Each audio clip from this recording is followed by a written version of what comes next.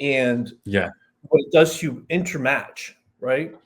Yeah. And to be able to have let me ask you a question. Can you sub in rugby, then come back in? Yeah. Okay. Yeah. You can have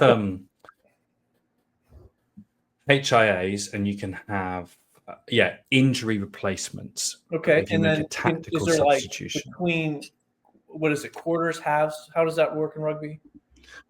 Two 40 minutes. Right. Like in between, you can do resets, right?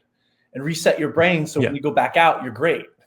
Like there's so many neural applications. So in sports like that, to me, it's amazing. Like for the CrossFit athletes that I've trained, like we teach them how. So you know how in CrossFit, and this would be simple in rugby too, you're breathing so heavy, you can't catch breath. Well, there's ways to breathe during competition that actually calms your nervous system, and you recover triple to quadruple as fast just by learning CO2 intake with different types of breathing techniques for your brain. Like it's incredible for CrossFit, because you go out of one set, let's say you do a ridiculous 50 rep snatch, and you're just blown. And as you're walking, I wish I could rep 50 snatches, mate. Like you're walking to the next one, and you're burst breathing, and you're coming down so much faster and trying. Like there's so many things to that I love for sport. Do you know what in the UK they refer to as snatch as? What? Lady genitalia. Yeah. So I wish I could rep 50 snatches. I can barely handle one. So we've been recording for nearly 2 minutes. Everyone, welcome back to the podcast. Welcome back. If you didn't know, then you're in for a hell of a fucking treat today. I'm with my friend and a former actual mentor of mine, and someone I've got a good relationship with, Chris Mattice, who's an absolute legend. If you've not listened to any of the new podcasts, please go back, because we're stepping into a new era. I wrote my book. I completely killed myself off with it, and moving into the next stage of my career, and I'm bringing you with me. And part of that is showing you all the stuff that I've done previously to that I've never talked about, and giving it all to you. Okay. So, and you can blame Chris actually for what's about to happen over the next year, because he told me to start being the biggest speed disruptor in the whole of strength and conditioning. And we can tell all the people to go fuck themselves. That's what we can do. And if you're with me, you know me by now. We're gonna have a great episode. So Chris, delayed welcome. Great to see you, mate. Great to see you, buddy. It's been a while. Like we said, it's been too long. Long. And so we can just quickly get past the awkward how you doing, because we did that for 20 minutes before, just for the listener, but they're already into the conversation. So we just started, actually. Chris there was talking about neurology, applied neurology. He's a super fucking smart guy, but he's also been really, really successful in business as well. He's played high level collegiate sport, professional athlete, big fucking goose of a dude. So you just need to sit tight, take some notes on this podcast. So I think what we can do for the next sort of half an hour or so, let's break some people down, and then let's build them back up, because they're listening and going to go, holy fuck, what have I just walked into? So don't turn off, because we're going to walk into your mindset to then help you learn a skill set so they can upskill and thrive into their next space of life. Right. I was trying to look for it. Clear, this is about the UK dating app market, right?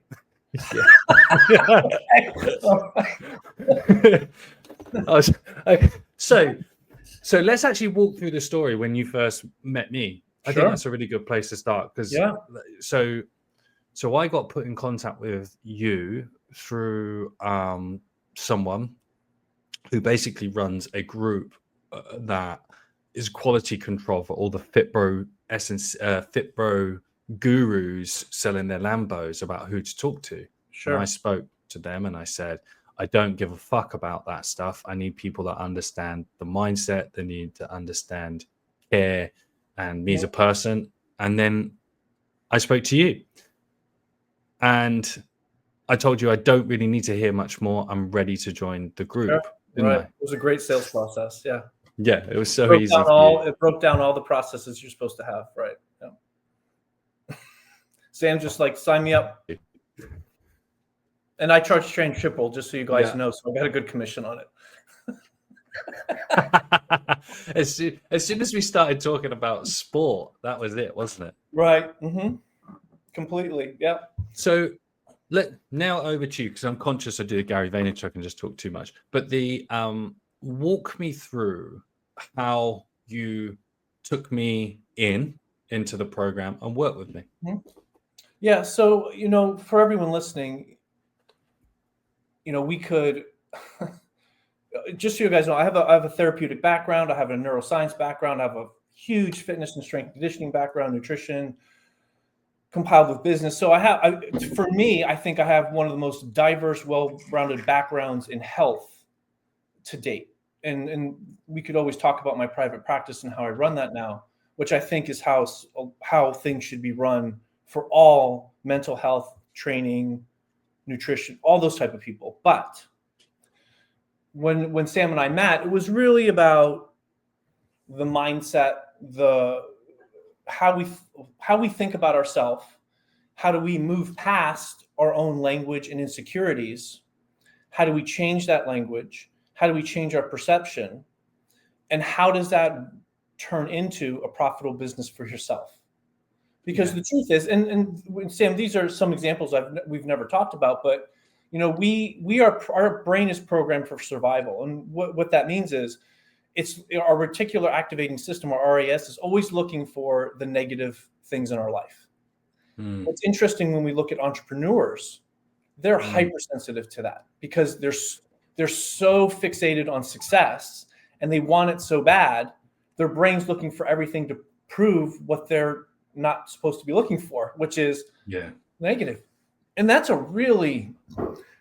that's a hard thing to overcome, but that is society, from people who work on their health to the athletes your coaches are training, to like an athlete's looking, he doesn't look at all the good things he did in the game, right?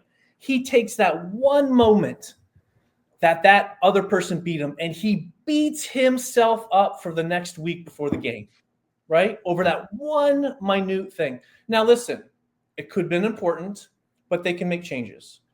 When we look at business, it's the same way. Same way. The question becomes, and how we got into this, how do you change that? Yeah. Right? It's not a flick of the switch. There is a neural process piece to that. And the skill sets that we taught Sam work in a neurological fashion to change the brain.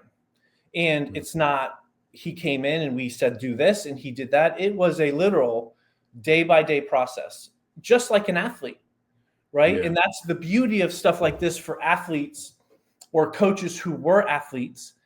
If they buy into the system and the process works if you stay into it. If you read a diet book and you follow the process of the diet book for longevity, it's going to work. It doesn't matter what book you read, but you got to stay in the process, right? Yeah. It's like, it's as Bill Belichick says in the US, says, you got to do your job. And your job is, so everyone understands, for you to change your brain, it's a repetitious process that has to happen every single day. And the reason is the thoughts, actions, habits you have today were built years ago. They were given to you. You processed them. You repeated them every single day with every single subconscious and conscious thought.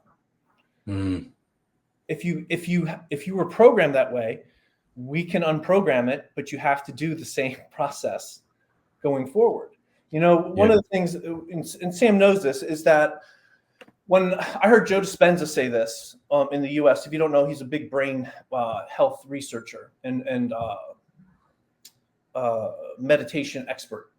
But he talks about as the brain is a record of the past. But I'd never heard it talked like that before.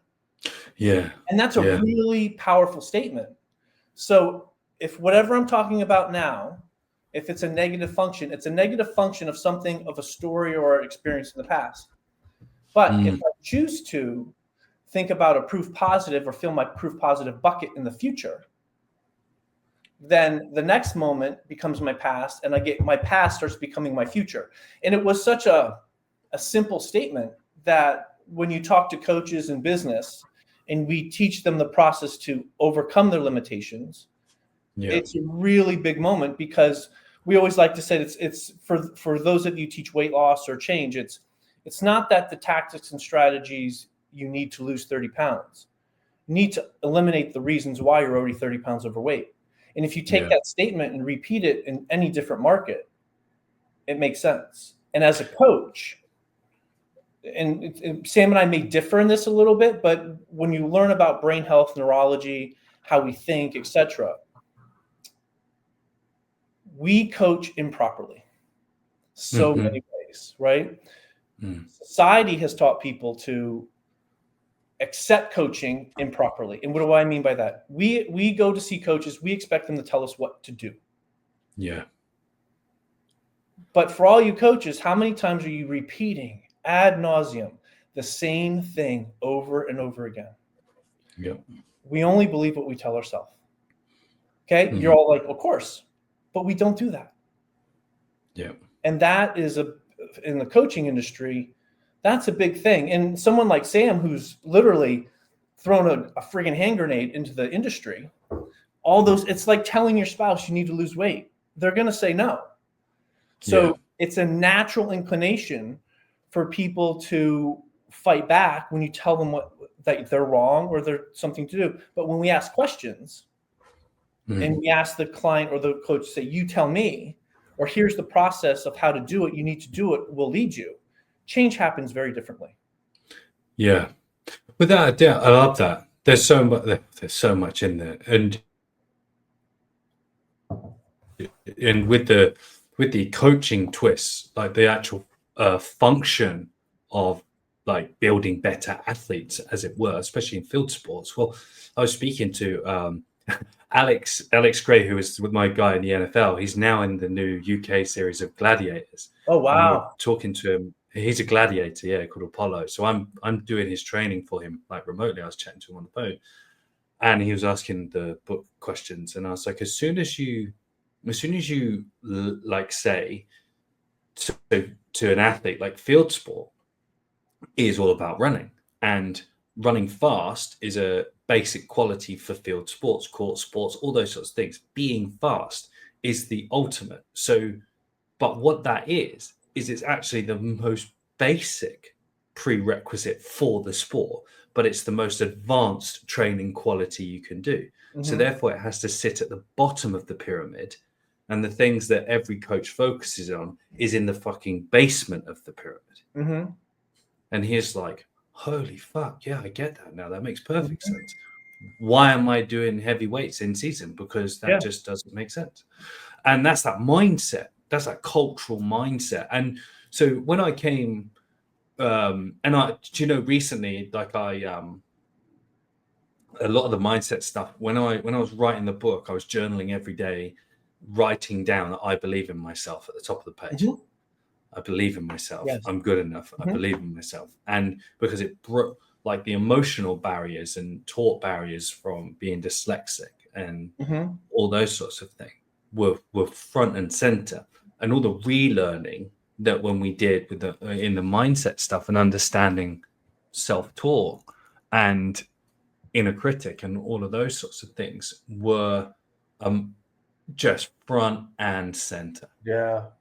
And I guess what if for people listening to this, the big thing that I want them to take out of it is that you have to work so hard on yourself for emotional change, because it's no one else's responsibility.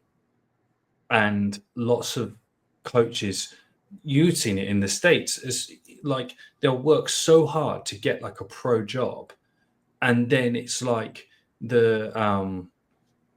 it's like you met your hero and he's a fucking douchebag. Completely. And then it's shattered, isn't it? Yeah, it's completely shattered. It's nothing like you thought. For those of you that are states, I went to Penn State. I applied for the Penn State strength and conditioning job, head one, and I didn't get it. But after I heard who got it, and I heard the cost, or what they paid you. I know I know what state college is as a living condition. Like, it's just not, it's not what they want. You may know this, but for years, the Alabama football strength and conditioning coach was the precipice of what everyone wanted. He was the first seven-figure winner, et cetera, et cetera.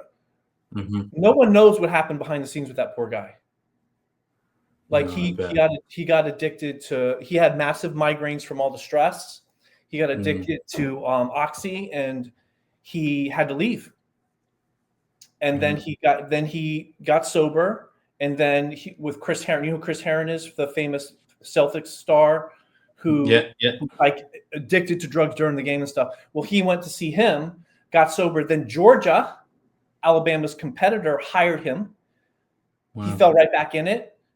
Went back to rehab. Like, his story to maintain these faces, right? The masks.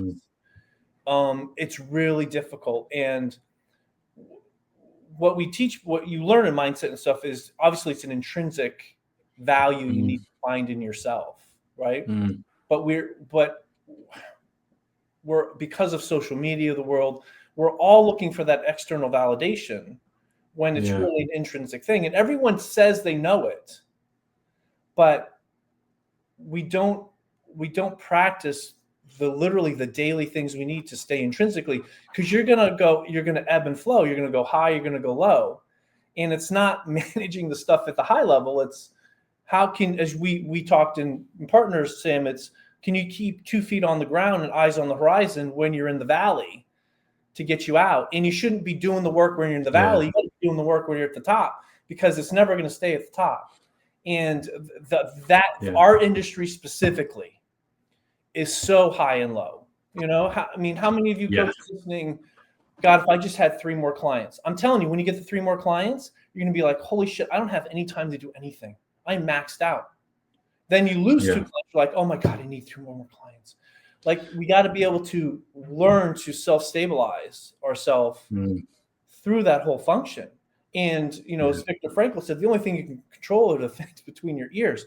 And it's such a truth, because if we look at all the areas where our negative emotional states or our egos are controlling us, it's all about external validation. It's, I need this, I need this. Do you need it? Or is it something you're missing inside? It's the same thing in relationships when 2 people are together and they think it's like this hot, sparky thing. It's not. They're getting needs met from someone else because they're not meeting them themselves. It's just a different area of life that we're trying to seek some type of validation from someone else and get something else from someone. That's and I think what's been great about you, Sam, is you've been able to evolve, pivot, change, pivot, change, pivot, because it's all up and down. Like, everyone looks at when someone's successful, what they're doing, but gosh, no one sees the freaking 10 years they went through for that sustained success. I mean, look at Jason Phillips in the US. Like, his business has been booming. Then he had trouble, and then he was booming, and then he got burnt out. And then, like, he's been able to pivot. And the beauty for him is, which you and I are able to, he's able to express it and share it, that it's not all, roses for everyone. Yeah. And I guess, for the coach, listener, strength and conditioning, working in sports or working in, like, when I was in those team environments, I really didn't realize how unhappy I was as well, and how disconnected from who I was in that space. But I valued it, and because it was the thing that I had set my eyes on, and the goal that had chased. And a big part of my story is when my brother died, and it was like, well, this doesn't fucking matter. Like, it's earth shattering.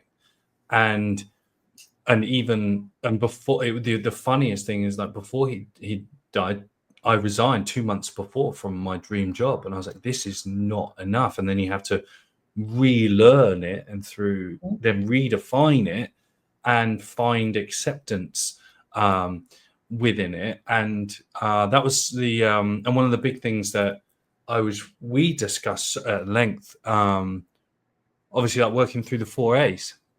For anyone listening, like, a real practical thing that they can do, because they may be sat here thinking, well, how do I, well, one, you feel your fucking feelings. That's what you've got to do. You've got to feel your fucking feelings. And that's a big thing. But could you explain like the 4 A's to people? Because if they want to make change and if they want to go into business, and I think it will take us into a really good segue on how we can start to build businesses using the 4 A's. Where did they start with that? And that's a big question. So the 4 A's, we'll get into them in just a second. With my dyslexia, Sam, I'm going to forget one of them. I always do. Yeah, but it's okay because you're going to remind me. It can't begin with B. That's all. It has to begin with an A. The reason why we teach the 4 A's because the 4 A's are built in the psychology of how your brain learns.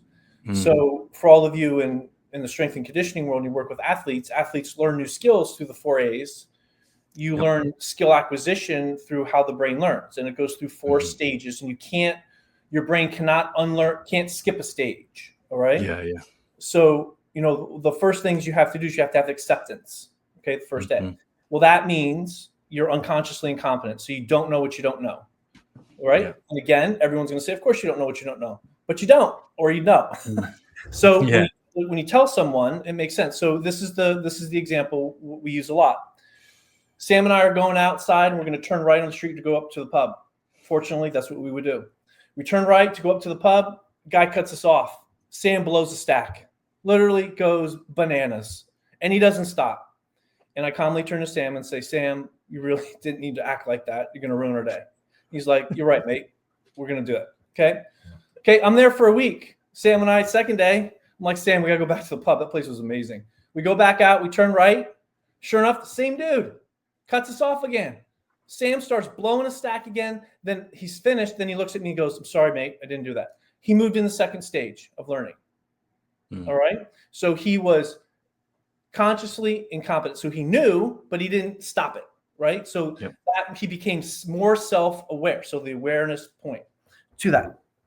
Okay. Now the third stage is the most important. But just before I get there, this second stage is why everyone fails at their goals. Right. They know they're not succeeding. They've gone to the same goal set hundreds and hundreds of times. And by the way, if you look at the preparation phase of any goal, you're going to fail so many times. So you learn all the failures in place so you can keep moving forward. People don't get that. They think it should be a one and done. Another story to talk about. But when you get to the third stage, you have to consciously repeat in your brain so you become competent. All right. So conscious is the prefrontal cortex. It's the rational part of our brain. It's not a habit yet, folks. Okay. You're consciously thinking about this. This is the daily habit to build the neural tags in your brain to wire and fire to go through. So Sam and I, third day, we're crazy.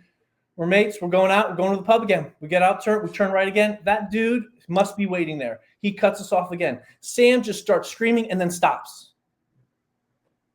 And he said, caught myself.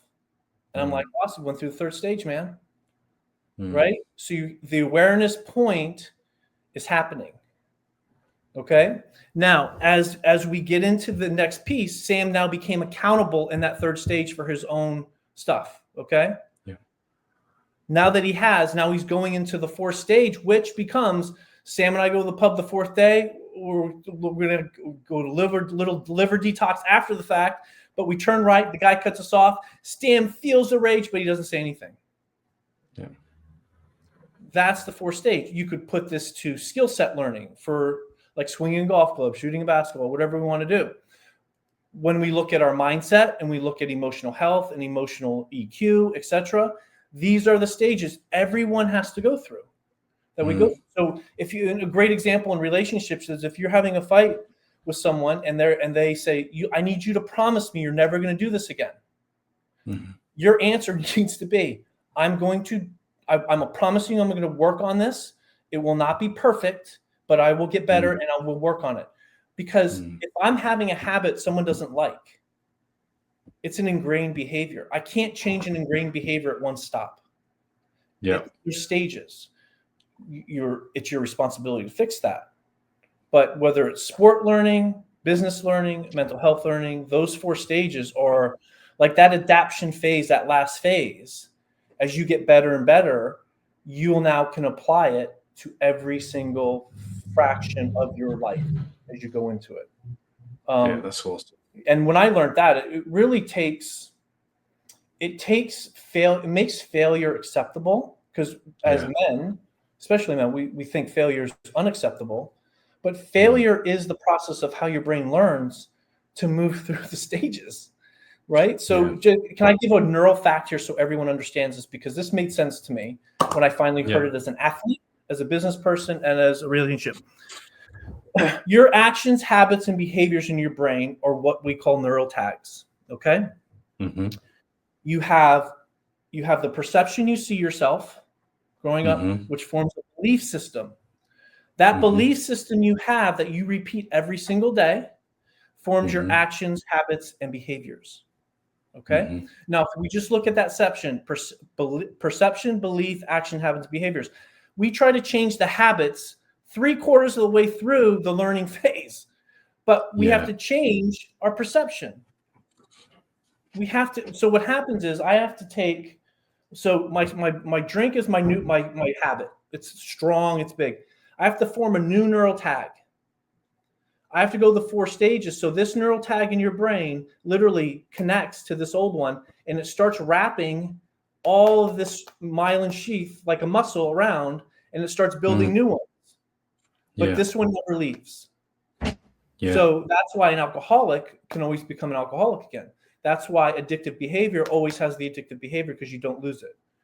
We could use that in any fraction of neurology, with mindset, with business, whatever. That's why it's such a daily occurrence to those type of things for me. And that's so good, and hopefully people really pulled the serious gems out of that, because to relate and to put in like programming terms for a coach, your GPP phase is an exhaustive phase, so you have to nail that down before you can specialize and go to special strength and specific strength to create that adaptation. You have to go through that.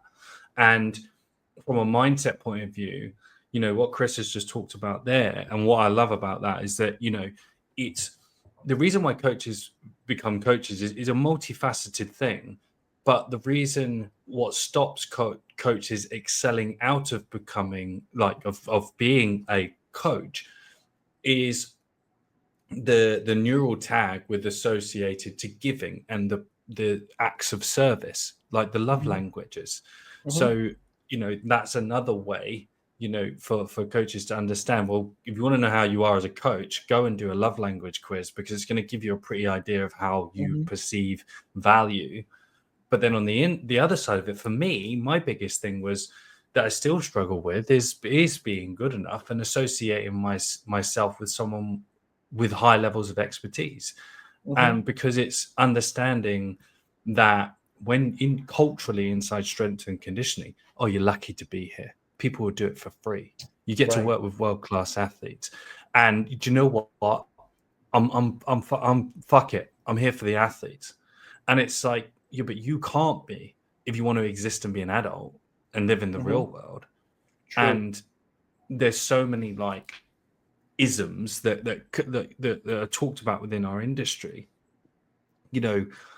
I saw someone on LinkedIn the other day saying coaching is tough, blah blah blah. Just remember why you're here. Well, fuck me, I'm here to get paid. Yes. And I'm here to cement my legacy. And when I'm done that, I'm done. Because there's more to life, and you have to keep growing. And I think you either stay stuck and you just keep spinning those wheels. Like there's 70-year-old really famous coaches, one of them told me the secret to success was stupidity. Right.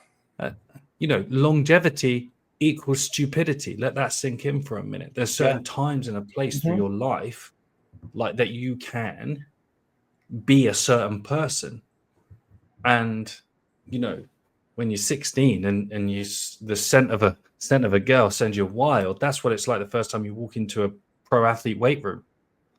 Emotionally you're tapped in there. So for for everyone listening, so the acceptance, the awareness, the action, and the adaptation, right? Yeah, accountability, sorry, adaptation. So knowing those steps and then step into those every day. So what am I not seeing? But what is the result of that? And if that goes, well, I'm actually going to start to try and do some online programming, or how I started online program 2009 via email, or I'm going to start a youth group. Well, what do I do there, and how do I know my awareness in that situation so I don't undercharge myself, undersell myself, give the esteem? So if you were to, first of all, I know you've been fucking super successful in business, like super successful, made a load of money, complicated a load of money, did a load of other things, but we don't need the vanity metrics. But I'm prefacing everyone to listen. If you do not take on board what Chris is about to tell you, you are a fucking idiot. Okay, so if you were to say, like, strength coach, trying to do their own thing, start their own thing, they want a better life for themselves, they're 27 and upwards, they're thinking about marriage, kids, how do they go about authentically building something of their own? That's a great question.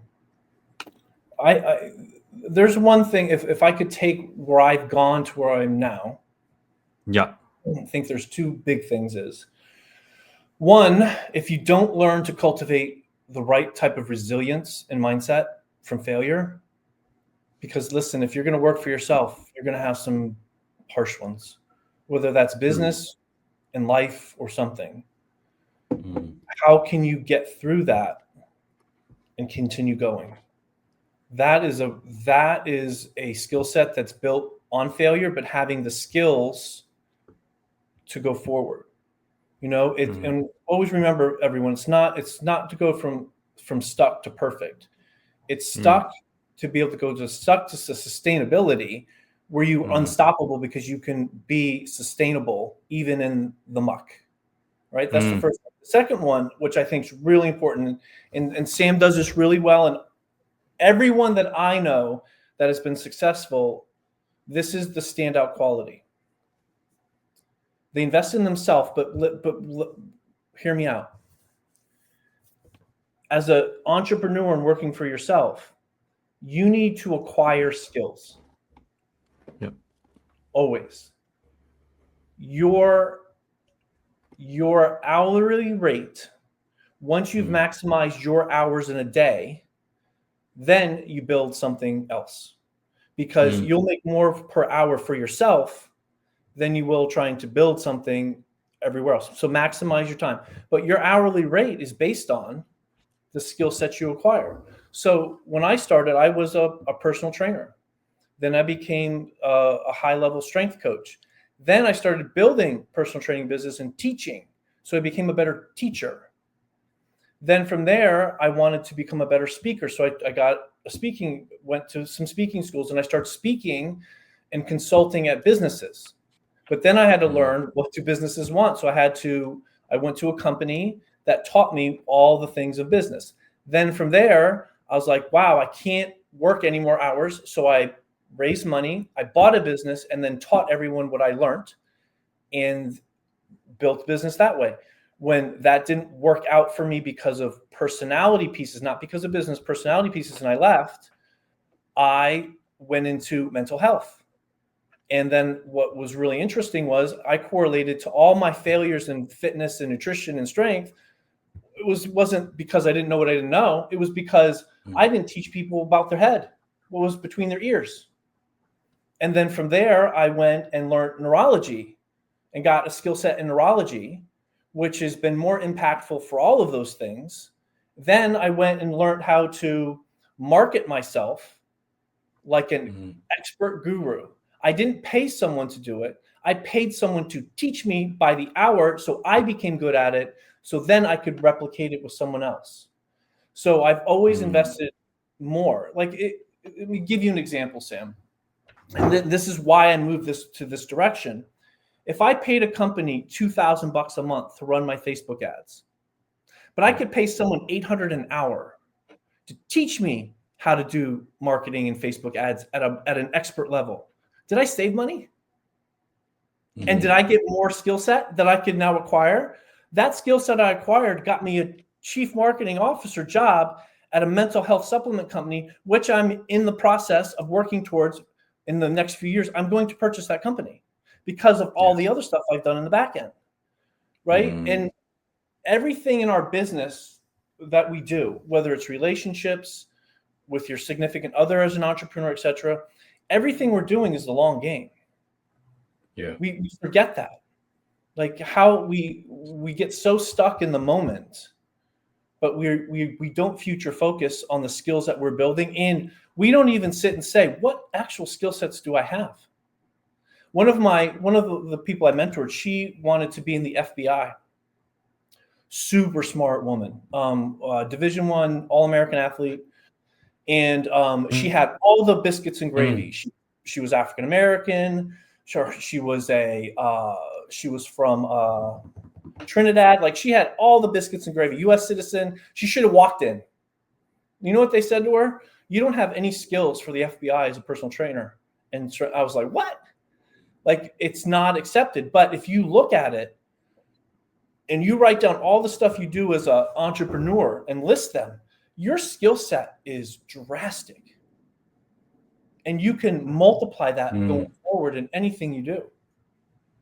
So for me, the skill set application and building has been the biggest piece of my business set building in all areas of how to start a company, how to be a good business partner, how to manage people. And you know, if you guys haven't done it, if you have a trouble managing people and hiring people and telling them what to do, go on ChatGPT and learn it and tell ChatGPT what to do, and you will learn how to manage people, because that is a person. Yeah. It will talk back to you. It will not work. And you have to learn how to communicate clearly to get what you want from it. It's a great piece in skill set development of how to talk to people, believe it or not. But that's how my brain works. Right? Like, it helped me tell people in a more concise fashion what I needed for them and what to do. And it really changed things for me. Because as Sam and I know, as dyslexics, we have certain things in our brains that don't work well. But we have amazing skill sets that, because we know what they are, we play off them, right? Sam's ability to see the changes in speed and what was missing and put the pieces together is a dyslexic superpower. That's why other people can't accept it, because he sees what they're missing.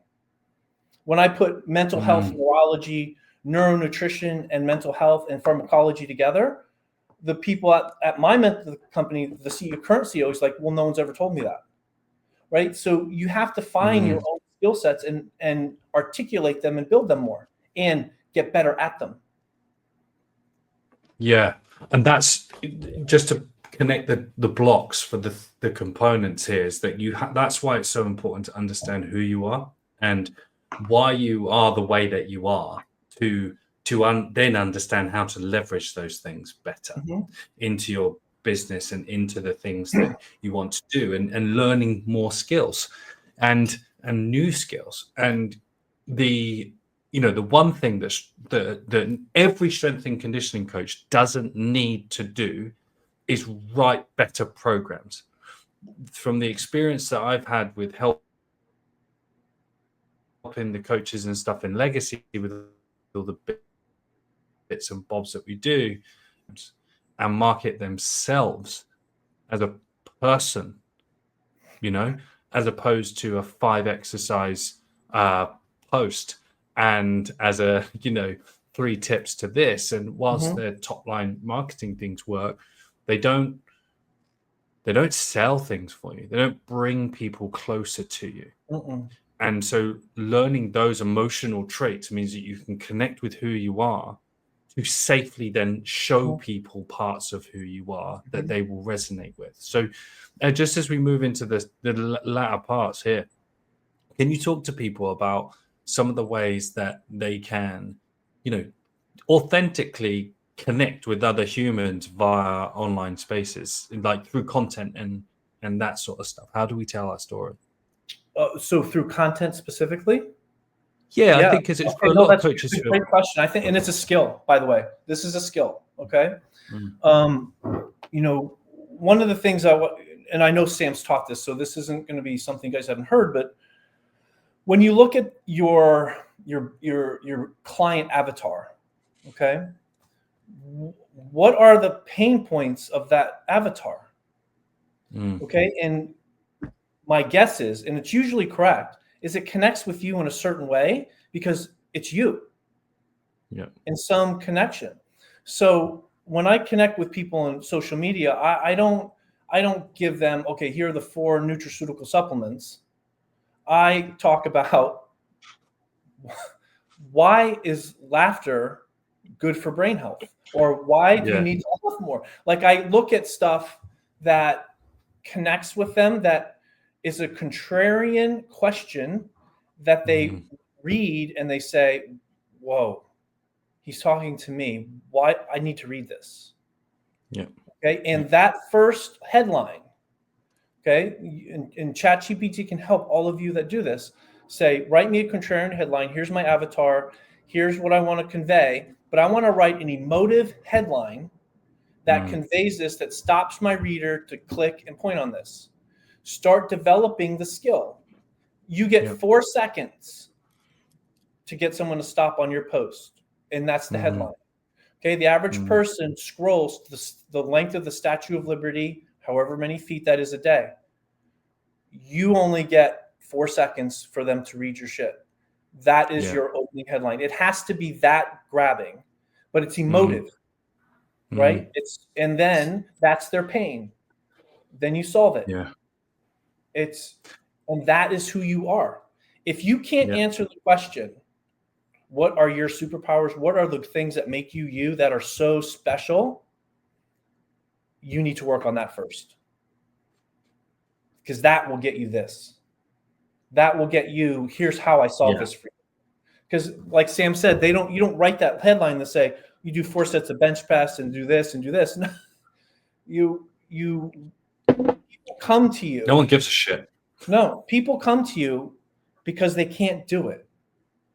Yeah. Okay? But if it's sport, they're coming to you because they need specific help. But they know they can get all that shit online for free if they just sat down and researched it. Why can't they do that? That's why they're coming to you. You need to sell that. Yeah. You're just selling yourself as a person. Yeah. Real story on this, actually. So through the whole time, so Alex Gray, we talked about him before, was the first English-born athlete to sign an NFL contract through the pathway. He was the first guy to do it, first English-born player to do that cross sport.